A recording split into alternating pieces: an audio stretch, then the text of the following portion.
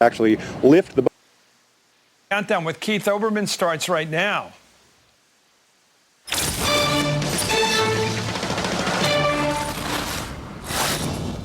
Which of these stories will you be talking about tomorrow? Michael Steele threatens to quit as chairman of the Republican National Committee. If you want a figurehead chairman, you can have a figurehead chairman, but it won't be Michael Steele. On the eve of the vote to try to rebrand the opposition the Socialist Democrat Party, Steele meets with state GOP chairman. We're going to take the president head on. The honeymoon is over. Head on. Don't forget your helmet this time. Can't tell their briefings from their boxers. New evidence from Congressman David Obey that even non-classified parts of the CIA briefings on torture are factually wrong about the when, the where, and now the who. How can we trust the CIA's records on the tough stuff when it keeps getting the easy ones wrong? Resilience, reflections on the burdens and gifts of facing life's adversities. Our special guest is author Elizabeth Edwards, and whether or not she expected that a book about her whole life would be turned largely into a debate over her reaction to her marriage. Worsts, Obama criticized for being afraid to use the word abortion in his speech at Notre Dame. Abortion. You oppose abortion, seeking abortions. Disagree with abortion. On abortion, abortion, and abortion. Never mind. And the Freudian slip by the Republican Senator Ensign of Nevada, just back from Gitmo. 11 words that summarize the nation, this decade, the Republican Party, torture, and healthcare. Tonight's WTF moment. All that and more now on Countdown. Geez, this could be a problem.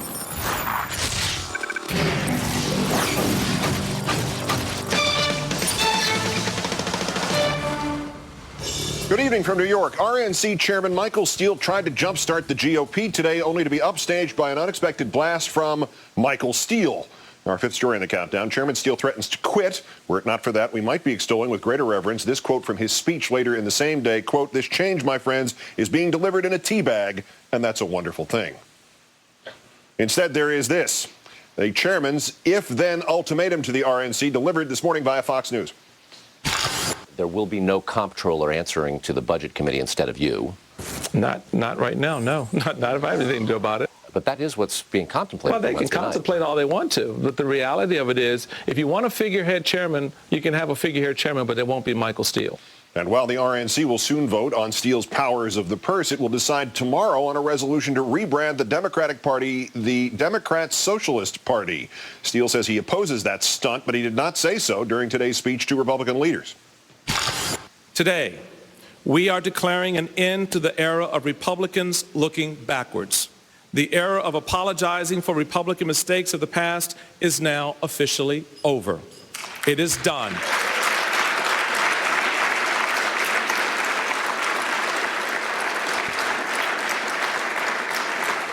The time for trying to fix or focus on the past has ended. The era of Republican navel-gazing, done. We have turned the corner on regret, recrimination, self-pity, and self-doubt. You heard it. Future Republican mistakes will not be followed by apologies. Also, Mr. Steele is ostensibly done with utterances like this one. Tonight, we tell America we know the past. We know we did wrong. My bad. The Republican Party is again going to emerge as the party of new ideas. It will take some time for sure. There's no doubt about that. But it is beginning now. It is beginning with us. It is beginning with you. Our governors are emerging with fresh answers to old problems. Some of our brightest stars in Congress are emerging with new approaches. New ideas, fresh answers, new approaches. Of course, none of those new ideas were actually spelled out during today's speech. As former Congressman Christopher Shays, Republican of Connecticut, confessed to our own Andrea Mitchell today. I didn't hear any new ideas, but that's the point. I mean, we need to be talking about ideas. Or having them. Chairman Steele's hefty declarative statements included multiple references to the Republican comeback. We're going to take the president head on. The honeymoon is over.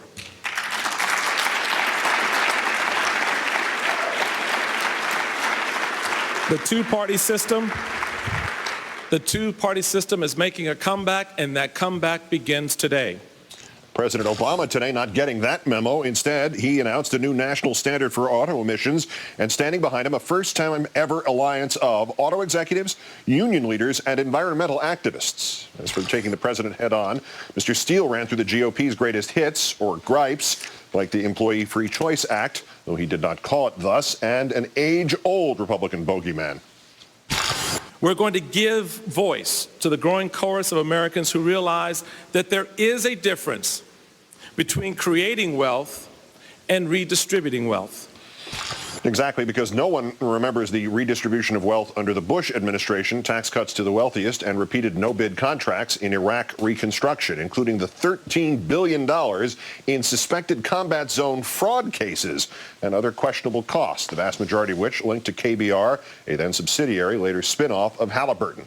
And there's the matter of how judiciously Mr. Steele manages money, since according to the Washington Times, the conservative newspaper, when he took the job of chairman, he installed his longtime assistant at almost 3 times what her predecessor made. Chairman Steele also took on head-on the president's popularity. Folks like him. He's got an easy demeanor. He's a great orator. His campaign style is wonderful. His campaign was based on change and hope. He's young, he's cool, he's hip. He's got a good-looking family. What's not to like? He's got all the qualities America likes in celebrity, so of course he's going to be popular. And that celebrity slam worked so well the first time it was rolled out last summer that Obama wound up as president. But not to worry, says Steele. The Republican comeback is, quote, underway in states all across America. Those of you who toil in the vineyard, spending time in communities, in diners, barbershops, and coffee shops where real, everyday, hard-working Americans can be found. You know it's real. You can see it, and you can feel it. This change, my friends, is being delivered in a tea bag, and that's a wonderful thing. So stirring is the GOP comeback that a brand new Gallup poll finds that the decline in Republican Party affiliation has occurred now among every major demographic group: young, old, rich, poor, middle class, black, white, Hispanic, college grads, non-grads. Only frequent churchgoers have held steady. 39% of Americans now self-identifying or leaning Republican, compared to 53% identifying or leaning Democratic, a combined 13-point net shift since 2001. Time now to call in Newsweek magazine senior Washington correspondent, political columnist, and MSNBC political analyst Howard Feynman. Good evening, Howard. Hi, Keith. If Michael Steele is actually threatening to quit, certainly there was some implication there that he would leave the job if it were significantly changed. Are there any key Republicans saying, you have sat too long for any good you have been doing lately? Depart, I say, and let us have done with you. In the name of God, go. Well, they're saying it under their breath, but the problem is they don't think that he would go quietly. So what they're trying to do is take away his authority to run the finances of the RNC, which is one of the few things that actually matters here. Look, they sat there, they applauded what was really a pretty empty speech, Keith. I saw it, I read it carefully, I studied it for substance.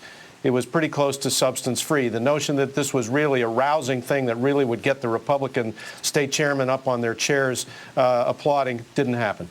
He seems unique in recent party history in either case. Many chairmen are lightning rods, and some of them are lightning bolts. He seems to be the lightning rod and the lightning bolt. I mean, he's upstaged himself today. Has anybody gotten that point across to him? Because it seems to repeat itself, and has nobody said anything? Well, I don't think he upstaged himself. I think he missed an opportunity here. He had the attention of the political world.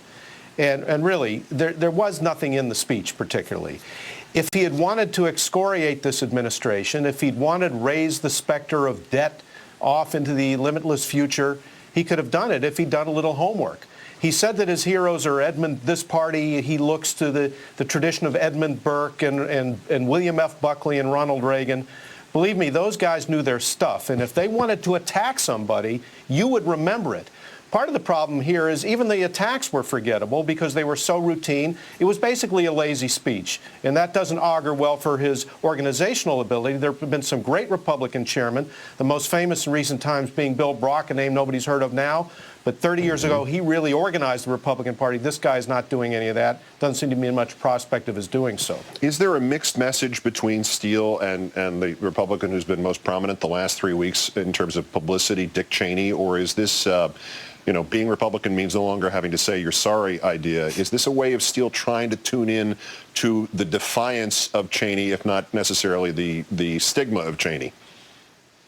Well, I think he might like to try to look forward. That is Michael Steele, but he's got a problem. Dick Cheney is much more powerful and resonant at the base of the Republican Party in some respects than Michael Steele is or will be, and Dick Cheney's much more forceful about making his opinions known.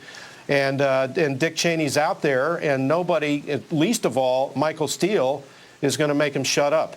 And the Obama administration is very cleverly and coolly citing the past when necessary and stepping back from it when they need to, thus keeping Cheney in the headlines. And what about keeping Steele in the headlines? Last question on this topic, Howard. What do Democratic leaders think off the record about Steele? Because they don't seem to say very much about him on the record. Well, they love having him there, frankly. Here's an example of his impotence. You've got a situation in Kentucky where Senator Mitch McConnell, the Republican Senate leader, is in open warfare with Jim Bunning, the other Republican senator from Kentucky who's up for re-election. McConnell doesn't want him to run. Bunning wants to run. If Steele had any clout as a Republican chairman, he'd bring them both in, sit them down, and say, let's settle our differences one way or another. He's not effective enough to do that, and that's why people like David Plouffe, the Democratic chairman, would love to have Michael Steele reelected next year. Howard Fineman of Newsweek and MSNBC. Great thanks as always, Howard. As Mr. Steele might have noticed during the Republicans' most recent presidential administration, one of life's hidden but most insightful maxims is, if we're going to have to trust you on the big things, you damn well better get the little ones right. First, it was a former senator who said the CIA's record of how it briefed Congress on torture in 2002 included 2 dates on which he was supposed to have been briefed, 2 dates on which, in fact, he did not even meet with the CIA. Now it is a prominent congressman who says the record of his briefing includes the presence during the top secret part of the guy from the committee staff who was only authorized to escort the congressmen to their chairs and then was supposed to get out. And there's this. Evidence that the CIA records of the briefing of Nancy Pelosi in 2002 include a key euphemism for torture that wasn't coined until 2006. Yeah, gosh, why would anybody ever think the CIA ever got anything wrong? Countdown with Keith Olbermann is brought to you by Mercedes-Benz on the web at MBUSA.com. We gave the C-Class high-strength steel reinforcements, improved aerodynamics, top and bottom, and 100 years of racing heritage only we can provide. You may not see all that went into making the C-Class, but you will feel it. Hurry in to the spring event by Mercedes-Benz for exceptional offers on the 2009 C-Class and other models going on right now at your authorized Mercedes-Benz dealer. For me? Your favorite toy? I couldn't. You're gonna want Mr. Fuzzy Man even more now that we've discovered Beneful Playful Life. With real wholesome ingredients like beef, egg, and even oatmeal. Extra protein for strong muscles. So you're ready for anything. You think you're getting spoiled, but it's so good for you too. Beneful Playful Life. Another healthful, flavorful Beneful. The CIA records of its own briefings over the last 7 years are so shoddy that they indicate the briefing of a congressman in 2005, who not only was no longer a congressman in 2005, but had already in 2005 become the new head of the CIA. A credibility gap at the agency growing daily.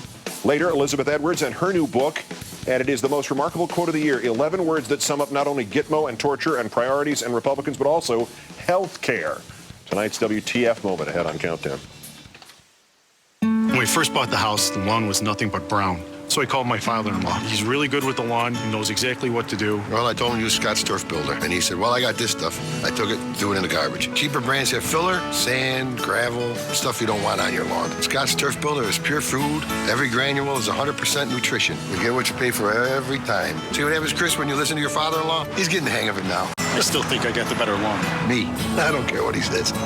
All food, no filler. That's the Scott's advantage. Laundry detergent doesn't remove all stains, and bleach may whiten your whites, but it's a disaster if you spill it on dark clothes. But there is an easy way to fight stains and whiten your laundry. OxiClean Stain Fighter. Just pour it in the wash to remove stains and boost detergent's whitening power by up to 50%. OxiClean safe for your clothes, even colors. Nothing is better to remove stains, brighten colors, and whiten whites. And for on-the-go stain removal, look for our instant. Tired of the same old run-of-the-mill high prices on carpet, wood flooring, and tile? Then don't pay too much and come to Carpet Mill for all your flooring needs. Mill means factory, and factory means low prices on quality products. Carpet Mill has a wide selection of carpet, tile, wood flooring, and beautiful area rugs to fit any budget.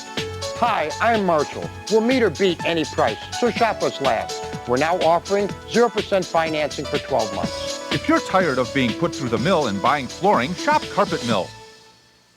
Introducing Toscani pasta pairs from Pizza Hut. Pick any two of our 4 restaurant quality recipes. That's 3 pounds of delicious pasta starting at just $13.99 with breadsticks. Toscani pasta pairs, pizza and pasta from Pizza Hut. Now you're eating. If you own a business here in Southern Arizona, you need a cost-effective way to advertise on television. Cox Media can target your business to people in your area. For the best way to reach your customers in Southern Arizona, target your advertising message with Cox Media, 867-7100. What happens when the inmates run the cameras? I want to get my knife wet. The season premiere of Lockup, Monday at 10 on MSNBC. MSNBC, the place for politics. Now, Speaker Nancy Pelosi is now in such big political trouble over allegations that she knew about waterboarding in 2002 that today the National Republican Congressional Committee sent out a scathing email, including a headline comparing her approval ratings to that of Newt Gingrich. Oh, snap. In our fourth story tonight, it turns out that's not the only thing Pelosi has in common with Republicans. While House Republican leader John Boehner today, in an op-ed, demanded that Pelosi apologize to the CIA because, after all, quote, accusing our intelligence professionals of lying to Congress is a very serious charge. If true, the Speaker should produce evidence supporting her claim. Mr. Boehner should know, having made a similar charge in 2007. He has now said this despite the fact that he knows full well that briefing rules prevent Pelosi and prevented her from leaving the meeting with any proof of what she was told. Boehner, however, is correct that accusing the CIA of lying to Congress is a serious charge, so serious, in fact, that the CIA is already under investigation by Congress on exactly that claim, a claim made by a Republican. But not just any Republican. This is Congressman Pete Hoekstra. In Boehner's words, quote, the House Intelligence Committee's top Republican. At his request, the Intelligence Oversight Committee is now investigating whether the CIA lied to Congress about its role in mistakenly identifying a civilian aircraft as a drug runner. Peruvian jets shot and killed American Veronica Bowers and her baby daughter. Hoekstra, just 6 months ago, asked for an investigation into whether the CIA obstructed justice in the case. This is about as ugly as it gets, the Republican said. The CIA's own Inspector General concluded the agency repeatedly misled the White House and Congress. On the torture briefings themselves, Hoekstra, who has joined the chorus of anti-Pelosi outrage, Hoekstra himself says the CIA memo alleging Pelosi was told about torture is wrong. Our records suggest there may have been a few additional briefings, he wrote to the CIA in a letter released yesterday. And that's not even the only new question about the memo. Congressman David Obey revealed that the memo names an Appropriations Committee aide as present at one briefing when the aide recalls being told he was not cleared to stay there.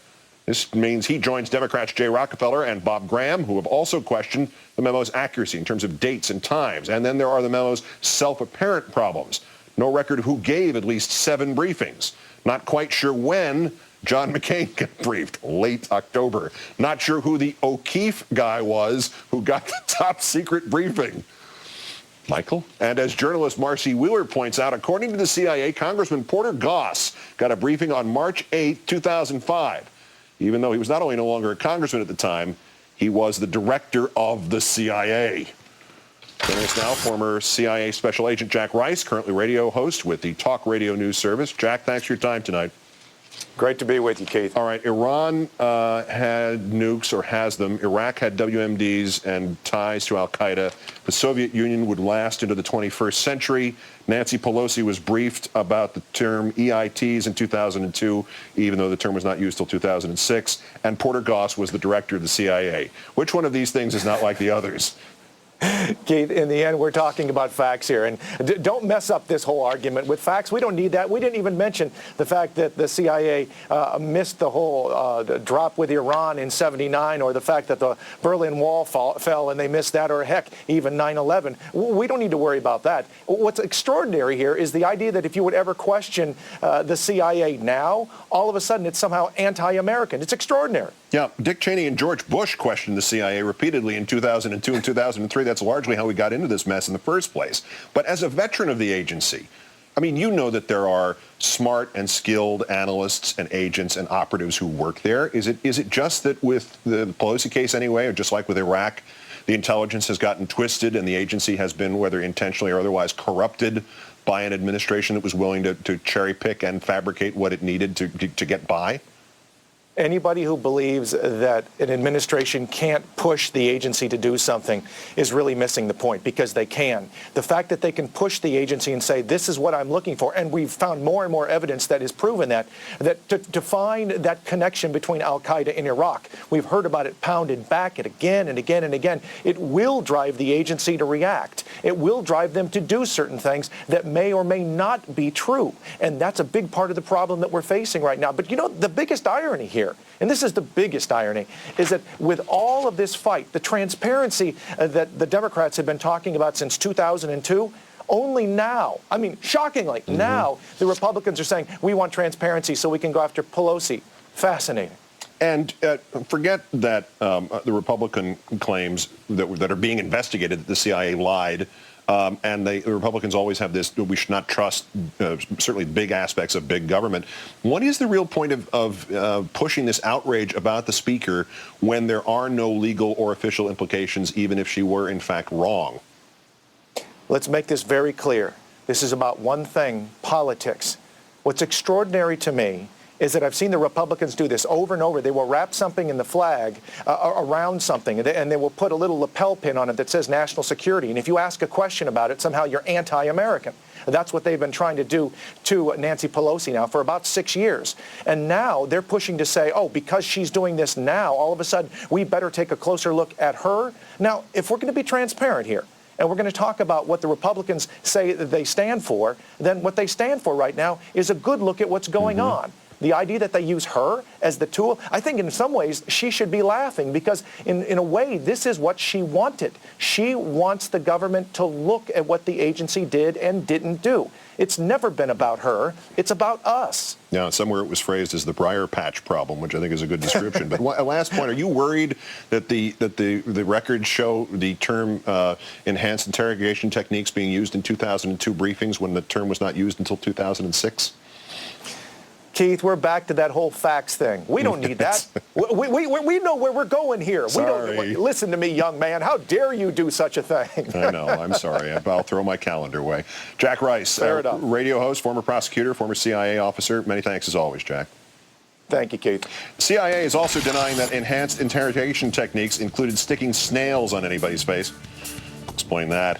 Speaking of enhanced interrogation, Sean Hannity is back with another whopper. And worst persons ahead on Countdown.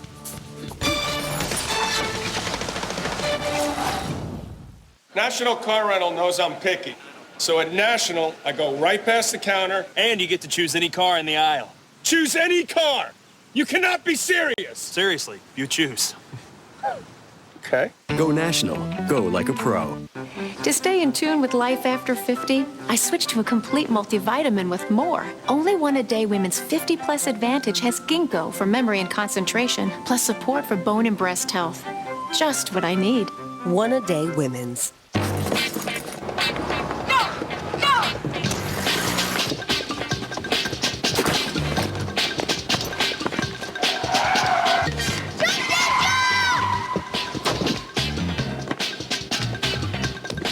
With so many great deals on hotels near you, Travelocity can turn any car into a getaway car. Checking in, please. Plan your escape now with deals starting at $59. The Getaway Sale, only at Travelocity. Millions of men 45 and older just don't feel like they used to. Are you one of them? Remember when you had more energy for 18 holes with your buddies? More passion for the one you love? More fun with your family and friends? Could be an easily treatable condition called low T. Come on, stop living in the shadows. You've got a life to live. So don't blame it on aging. Go to isitlowt.com to find out more. We now offer phone service for $1.70 a month with MagicJack. That's just $19.95 a year. $19.95 a year. We give you free local and long distance and your own phone number. Replace your phone company or add a second line with MagicJack. Here's the truth about zero trans fats. Zero isn't really zero. In fact, it can be almost as much as half a gram per serving. And all that bad fat can really add up.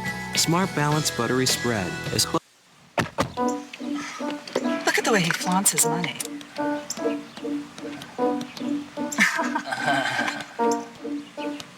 Yeah, we know you're saving.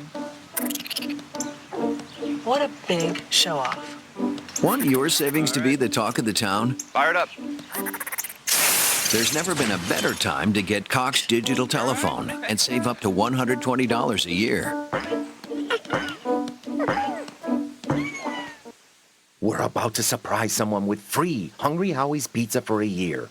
Pizza made with fresh dough, only the Hungry Howie's way. The excitement is mounting thinking of all that free, delicious pizza with 8 mouth-watering, flavorful crust that you can only get at Hungry Howie's.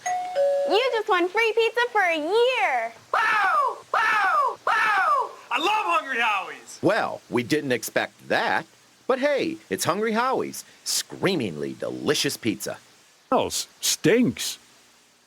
Tomorrow, Michael Steele says no more apologies, Republicans. Is that the right message? Chris Matthews challenges the GOP revival. New era or old ideas? What's changed? Hardball with Chris Matthews. Tomorrow at 7 on MSNBC. The place for politics. Start the summer with a little surge and seizure. No hug for me? MSNBC Sunday Predator Marathon beginning at 6 on MSNBC. Bests in a moment, and how to defend yourself against a man armed with a banana. First of all, you force him to drop the banana. Then second, you eat the banana, thus disarming him. You've now rendered him helpless. Of note, this is May 19th. Thus 27 days since Sean Hannity volunteered to be waterboarded for a military families charity. Thus 26 days since I offered to donate $1,000 per second that he lasted. Thus 25 days during which Sean Hannity has reneged on his promise. Okay. Let's play oddball.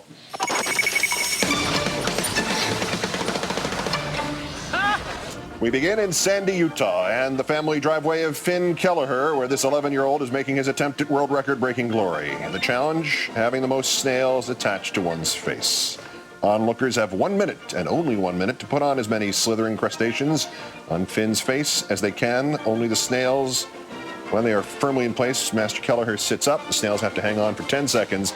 No need for a slow-mo on this one. After Finn's 4th attempt, he managed to get 43 snails to stay put, beating the previous record of 37.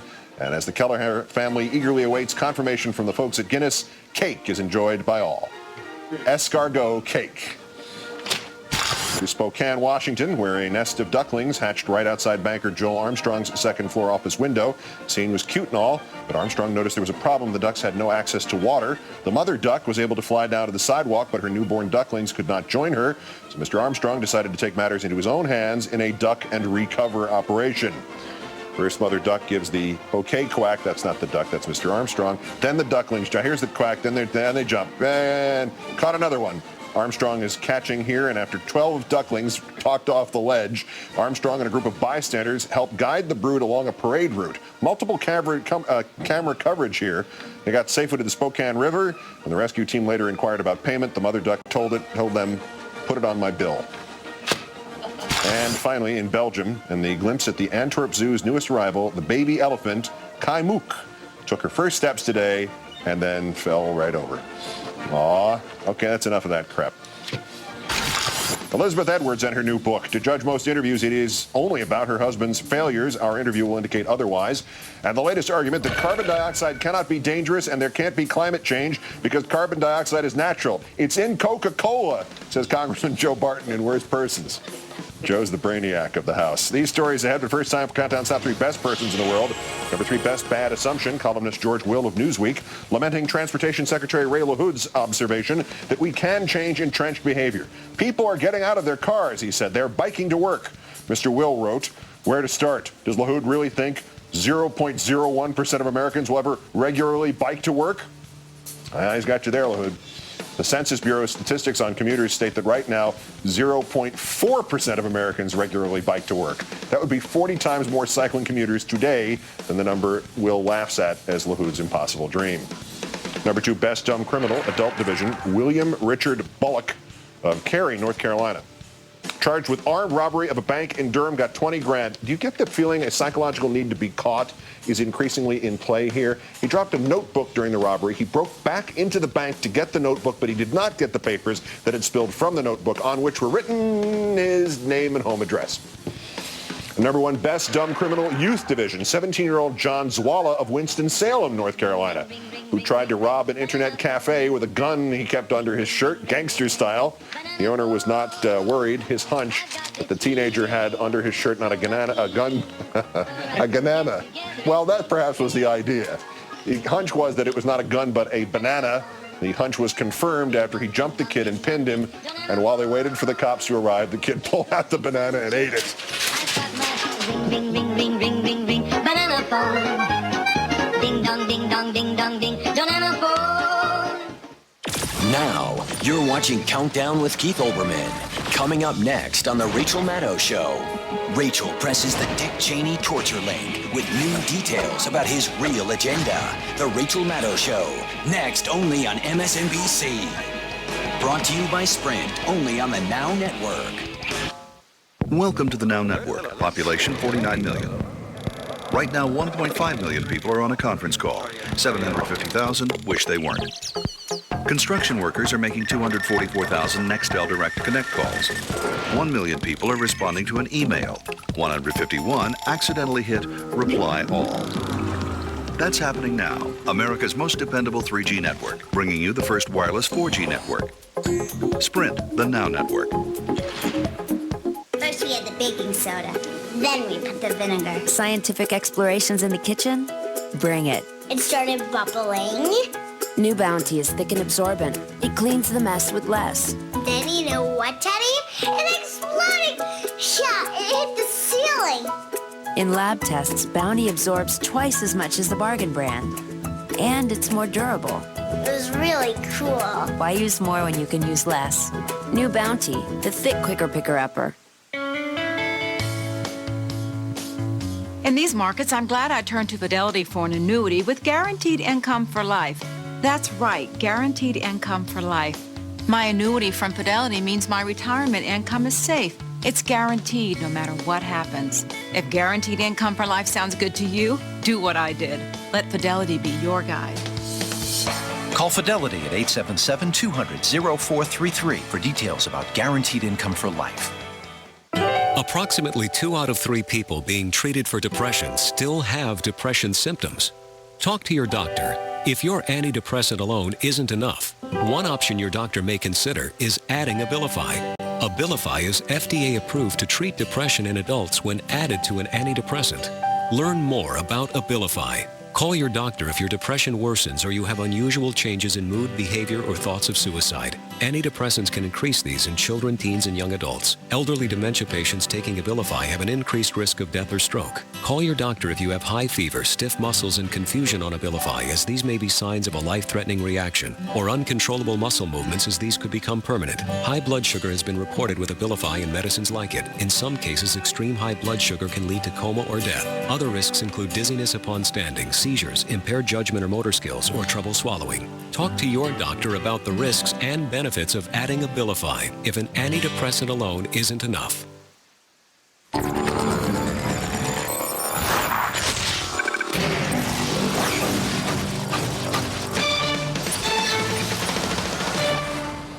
If we did not already know the author so well, it would be easy, says the New York Times, to mistake her latest book for a novel. It definitely has all the elements of one, a much-beloved political figure, in this rare instance that is not an oxymoron, whose fight for health care reform had been interrupted by her own diagnosis of incurable cancer.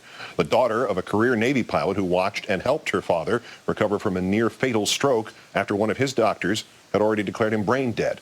A mother of 4 forever changed by the death of her oldest son 13 years ago, and the wife of a presidential candidate, which made the very private matter of her husband's infidelity all too public. She, of course, is Elizabeth Edwards, having faced more than her fair share of adversity. She's always done so with grace and with courage, and in her new book with eloquence. It is titled Resilience, Reflections on the Burdens and Gifts of Facing Life's Adversities. The author joins us now. It's great to see you here. It's really great to be with you, Keith. There's so much in the book, yet all the coverage to date has been largely focused on your husband and his indiscretions, and on whether or not you should have written it and to what purpose you wrote it and exposed yourself to all this and are discussing all this on TV. Has the narrowing of the focus about the book surprised you? Well, when it had the New York Post, is it? I don't know the names of these newspapers. Daily News, I guess. News. Got an early copy of the book and picked out the most sensational passages they could find, which there should have been a hint that there were only 3 things that they could even point to, that this wasn't a huge topic in the book. It takes about 20 pages of it, and I felt if I was going to write a book about the adversities I'd faced, which I'd agreed to do long before any of this was known, I would be really a fraud in a sense if I didn't include this latest thing. And people would be yelling, and probably rightfully so, if I hadn't included it. So I included it in as antiseptic a way as I could, telling only my side of the story and how painful it was and what I was trying to go through in order to come to terms with it. The overarching point of the book, resilience, obviously that's your title and you chose that. Is it a function of acceptance? Because I want to read one passage from this. Each time I fell into a chasm, my son's death or a tumor in my breast or an unwelcome woman in my life, I had to accept that the planet had taken a few turns and I could not turn it back. My life was and would always be different, and it would be less than I hoped it would be. We all tumble and fall. I certainly have, but in truth it is going to happen in some degree to all of us.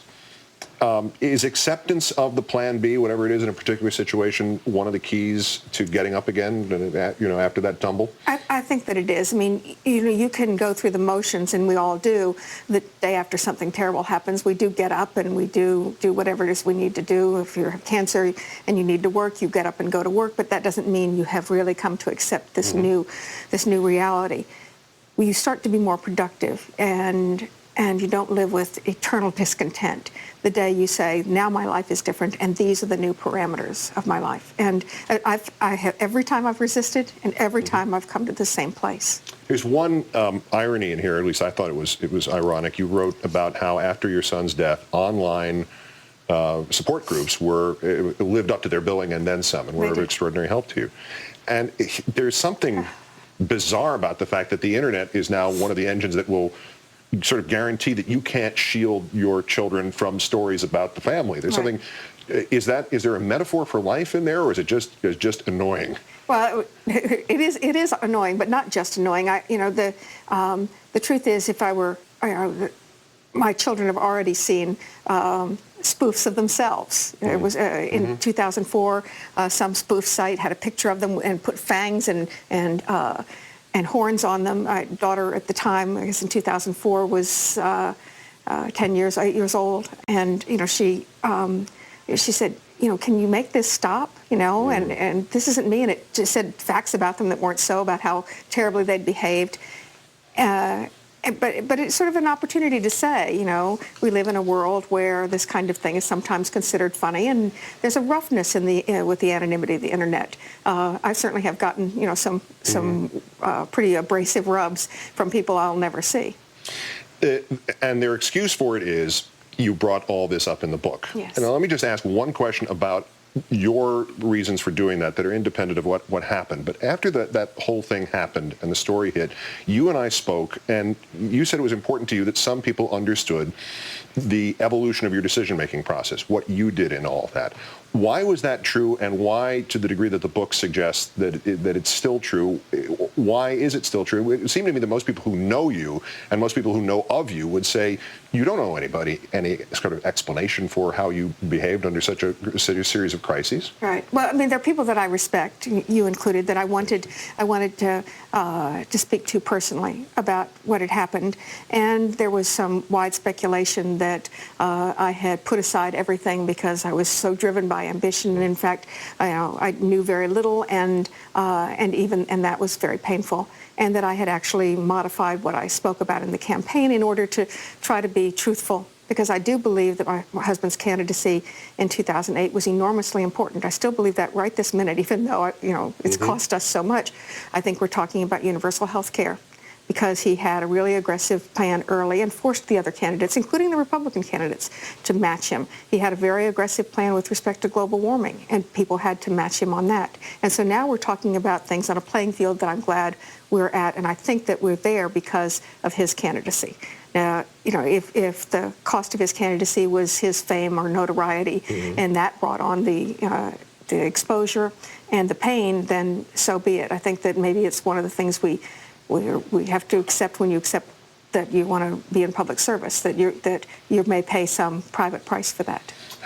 Where are we on healthcare, and have you been sort of slowed as an advocate by the book in a kind of a weird way, or has it worked to your advantage? No, well, a little bit, although I still have opportunities to speak coming up on healthcare, and maybe making a sort of traipse into Washington in the next couple of days, and so maybe I'll be able to reintroduce myself there without talking about the book or gossip, and be able to talk about health care again. And I think we're in a good place. We've got some bills that are being considered. I want to make certain that we really are talking about having a private plan alternative for the American people.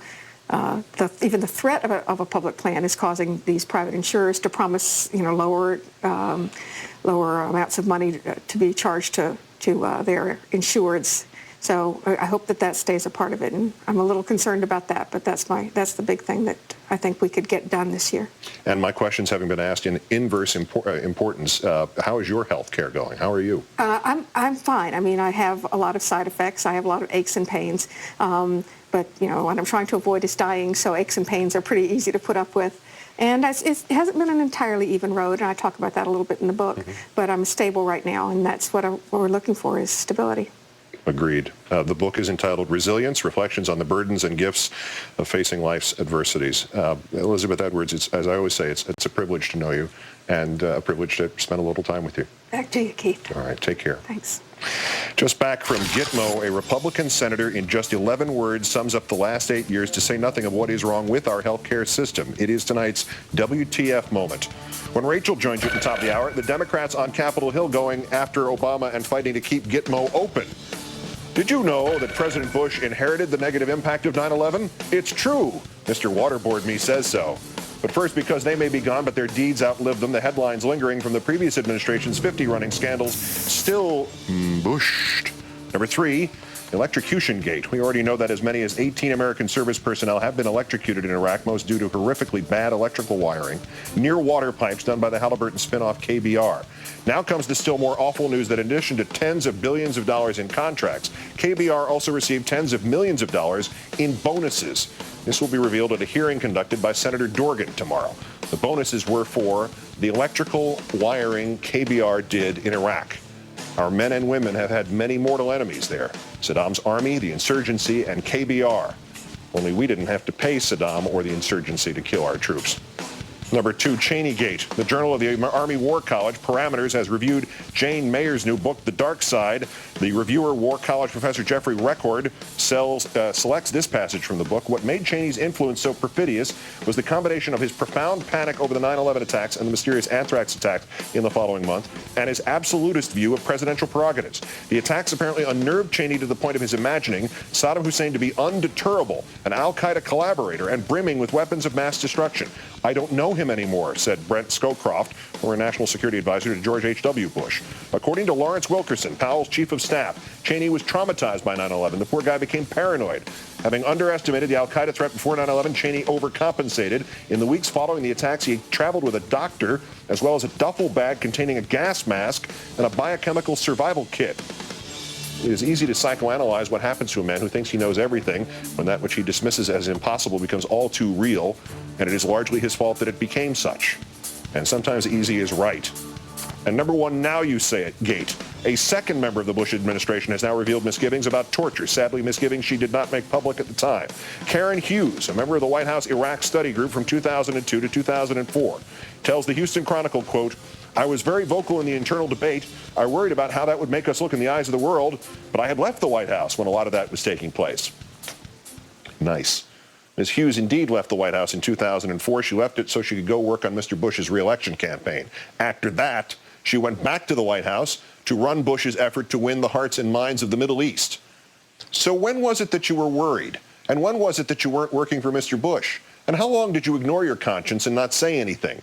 And what were you thinking when you left the White House and went back to selling this man to the country and you said, I think after September 11th, the American people are valuing life more and realizing that we need policies to value the dignity and worth of every life. And really the fundamental difference between us and the terror network we fight is that we value every life. It's a curious thing that happens. It seems when we get to a place where no one knows us, we become most ourselves. Trying new things, making new friends, laughing out loud, and dancing in the streets. It's time to venture out. Who knows just who we might discover as we come alive under the spell of pure Michigan. Your trip begins at michigan.org. This is more than my easy button. It's my save so much on paper weekend. Do personal printing again button? Sure, why not? It's my save so much we can finally get new office chairs button. It's my save so much my boss will be eternally grateful button. Good job, Helen. Karen. It's Kathy. Now get 50% back in Staples Rewards when you purchase any case of paper. Staples, that was easy. The entrepreneurial spirit of small business owners is alive and well. But these days, we also know you could use a little help. Intuit QuickBooks software can track every dollar in and out of your business, so you can keep an eye on the bottom line. Nearly 70% of QuickBooks users said it helps them be more profitable. So we're offering every small business in America Intuit QuickBooks Simple Start for free, because we want you to do more than survive. We want you to thrive. Go to QuickBooks.com.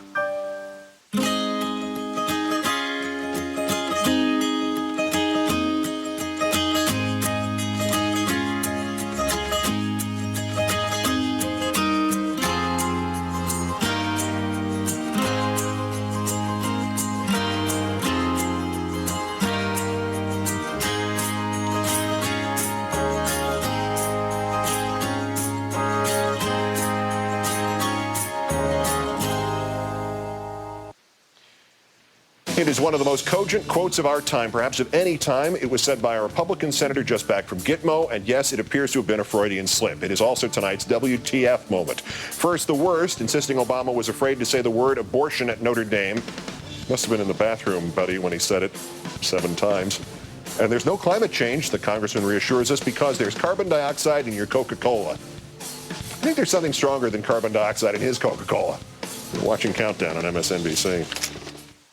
Take a picture, let's not forget how beautiful this day has become. Here comes the sunshine, here comes a new day. See what the new day brings. Days Inn, the best value under the sun. She's losing her battle against nasal allergies, but we found a way to fight it. Omneris to the nose! Omneris works differently than many other allergy medications. Omneris fights nasal allergy symptoms that occur from allergic inflammation. Relieve those symptoms with Omneris. Side effects may include headache, nosebleed, and sore throat. Mission accomplished. Oh, incoming! Ask your doctor about Omneris. In the battle against nasal allergy symptoms, Omneris combats the cause. There are bound to be a slew of furniture sales this weekend, but only one matters: the Lazy Boy Furniture Gallery's Memorial Day sale. Great savings throughout the store, and make no payments and pay no interest for a year. Just like those other furniture sales, the prices are cheap. Unlike those other sales, the furniture is not. Great savings throughout the store, and make no payments and pay no interest for a year. It's a better furniture sale because it's better furniture, so don't lollygag. Lazy Boy Furniture Galleries. It's time to get comfortable.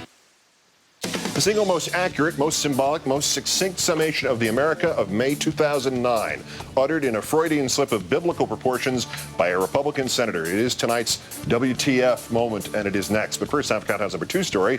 Tonight's worst persons in the world. The bronze Sean Hannity, parenthesis coward, of Fixed News, who in the middle of getting thrown around the ring by Jesse Ventura, uttered this remarkable defense of the previous president's legacy. George Bush inherited a recession. George Bush inherited the negative, let me finish. Yes, he did. Yes, he did. Oh, yes, he did. And the negative impact of 9/11. President George W. Bush inherited the negative impact of 9/11. In addition to my previous commitment to underwrite Mr. Hannity's offer to be waterboarded for charity, I'd also like to offer to throw something in for Mr. Hannity himself. A historical calendar to remind him that 9/11 occurred while Mr. Bush was president, not before. Runner-up, Tucker Carlson of Fixed News, appearing in an online chat for the Washington Post yesterday. He criticized President Obama's stance on addressing abortion head-on in his commencement speech, protested by the anti-choice crowd at Notre Dame on Sunday. He wrote, "You can't have a real conversation about abortion if you're afraid to use the word. Pro-choice, pro-life, those are slogans designed to obscure rather than illuminate. So let's call it what it is. That'd be a good first step. Obama, who's deeply interested in language, knows this, but not surprisingly failed to mention it because, despite Sunday's rhetoric, he's as hardened an ideologue on this issue as anyone who heckled him." Carlson's implication here is that somehow Obama was afraid to use the word, failed to mention it, wouldn't call it what it is. Ahem. And of course, nowhere do these questions come up more powerfully than on the issue of abortion. You oppose abortion, seeking abortions. You disagree with abortion. On abortion, abortion, and abortion. You know what else helps a real conversation? Knowing or being honest about whether the president in the conversation was afraid to use the word or whether he used the word 7 times.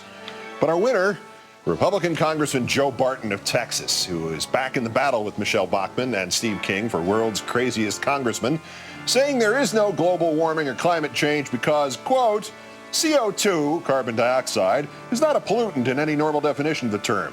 I am creating it as I talk to you. It's in your Coca-Cola, your Dr. Pepper, your Perrier water. It is necessary for human life. It is odorless, colorless, tasteless, does not cause cancer, does not cause asthma. And something that the Democrat sponsors do not point out, a lot of the CO2 that is created in the United States is naturally created. You can't regulate God. Not even the Democratic majority in the U.S. Congress can regulate God. It's naturally created, so you can't regulate it. Like cocaine, or anthrax, or stupid congressmen. Congressman Joe, you know what else is naturally created? BS. Barton. Today's worst person in the world.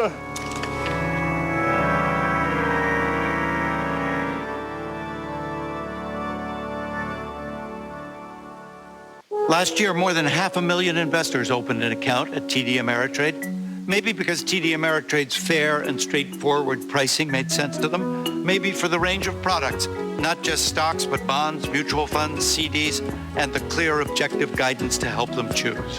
Or maybe because the people on the phone or in the branch just seemed like good people to work with. Knowledgeable and nice. So why not talk to TD Ameritrade? There's never been a better time for a second opinion. Why is it raining? Lose the rain. Roger that. No rain, no rainbows. Could you tell us what's going on? Yeah, your cake is en route, the tulips just arrived, and the groom is... He's getting cold feet. I'm okay. No, I'm not. Look, we gotta go now. The light's perfect. We need the stunt groom now. What's a stunt groom? Jackpot.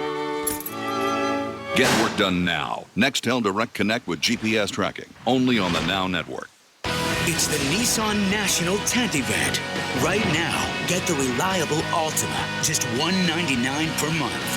Hurry, these deals end soon. Look closer.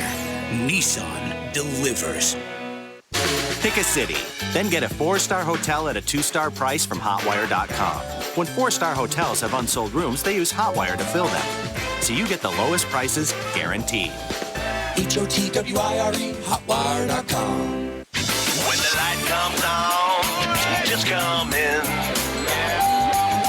Pep Boys. Pep Boys is America's only tires, parts, and full-service center. This week, Manny, Mo, and Jack bring you the Pep Boys Memorial Day Tire Event. Buy 1 tire for as low as $24.99. Buy any 2 tires, get a free oil change. Buy any 3 tires and get the 4th tire free. When the light comes on, just come in. Pep Boys does everything for less. Need a tire? If I were smart, where would I go to buy a vehicle in Tucson? I know it's right here.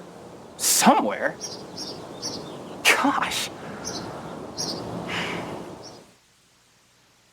You've heard about it.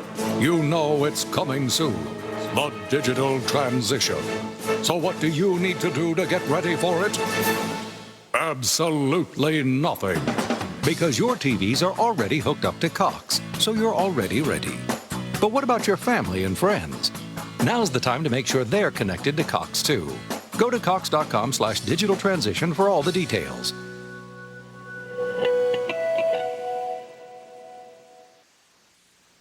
If I were smart, I would know where to go to buy a car in Tucson. It would be easy to find, and it would be open 24 hours a day. Smart people would know where to go.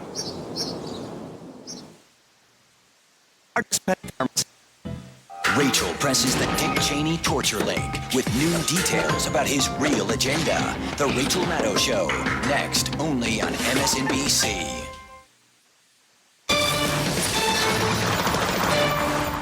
Finally tonight, a United States senator from Nevada has returned from a visit from our gulag at Guantanamo Bay, Cuba, insisted all those who entered there should abandon hope and be kept there forever, compared them to Charles Manson, even though they've been convicted of and often charged with nothing, and repeated all the other half-Republican, half-totalitarian talking points, rationalizing the repudiation of due process and the Constitution.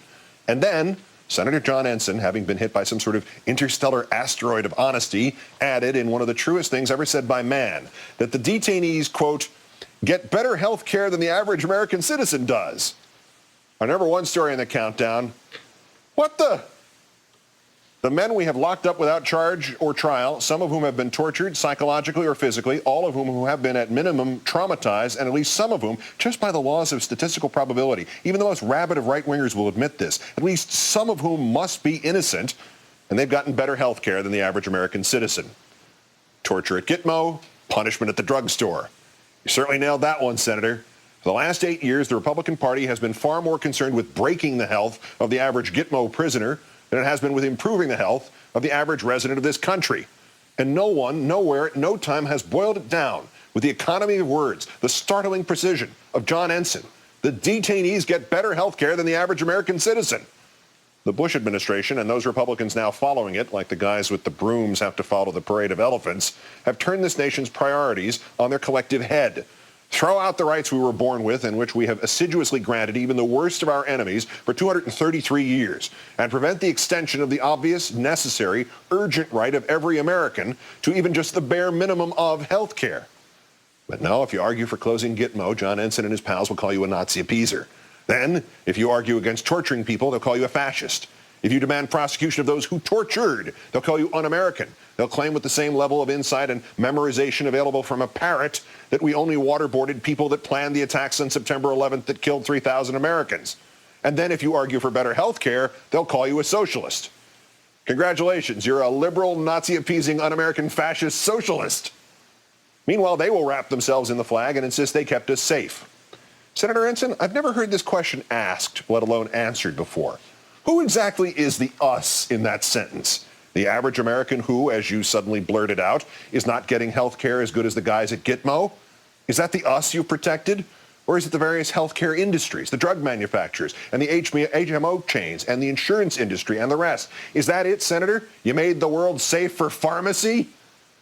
Besides his Freudian slip, Senator Ensign said much else of note. The detainees, quote, are like having Charles Manson times whatever factor. These people are so dangerous. How do you know that, Senator? Your visit there lasted less than a day. Did you look into their souls while you were there? Were you briefed? And by the way, did anybody mention that we tried Charles Manson and he's still in prison?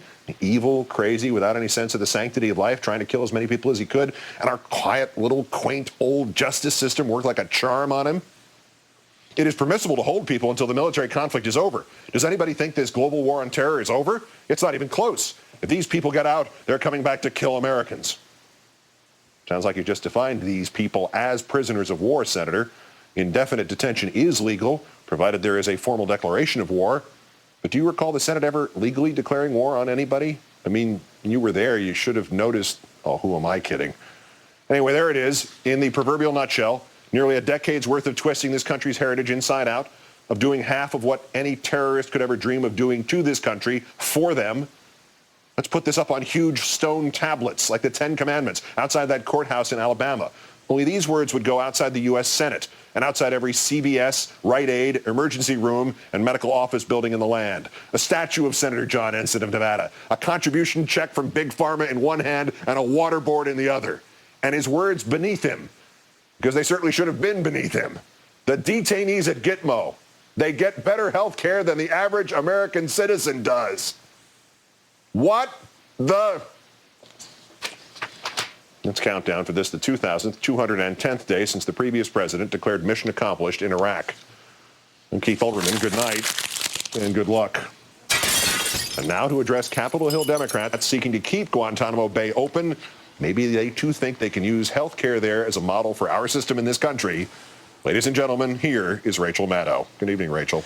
Good evening, Keith. Keith, remember, I wrote my doctoral dissertation on health care in prisons. If there's anything that makes people's eyes roll back at a cocktail party, it's trying to make that argument outside of a political context. But you putting it in the political context is